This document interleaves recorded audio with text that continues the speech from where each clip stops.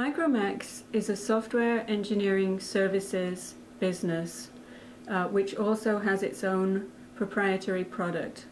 And we mostly sell our services and our product to automotive companies within the United States and also Europe and Asia. Have you always funded your company from continuing operations? Is that how it's worked for you?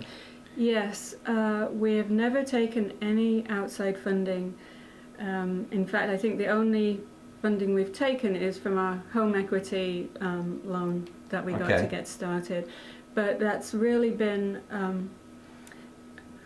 excuse me, a point of principle for us is that we don't want to take outside funding because we need to keep the control right here. We don't want to be answering to anybody else. Right. We don't want anyone else telling us how to run our business because, right or wrong, we think we know it best. Is outside funding readily available in Michigan? That's a difficult question. The feeling that I get is that it's not as easy to get hold of as it could be. Right. I mean, having not really gone out seeking right. it, I couldn't say for sure, but I know that there have been times where we've thought, you know, should we just take a big loan, really ramp up our development staff, and get our product out faster? And that's been an option that we've considered, but then again, like I said, the control issue is a large part of that.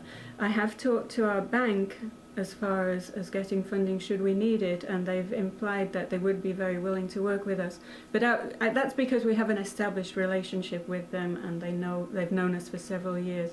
As if we were a startup and wanted to get outside funding, I have the feeling that would be very difficult. An issue in services companies is all you've really got is the continuing revenue from your services business, and that doesn't act as a good line of collateral for a bank. Right, I know, it's very difficult, and because all you can show them is, well, these are my accounts receivable, and they say, well, what happens if those contracts come to an end? And you say, well, we hope we get some new ones, but they say, well, hope isn't enough to extend you a nice fat loan on. You've got to have something real and something tangible.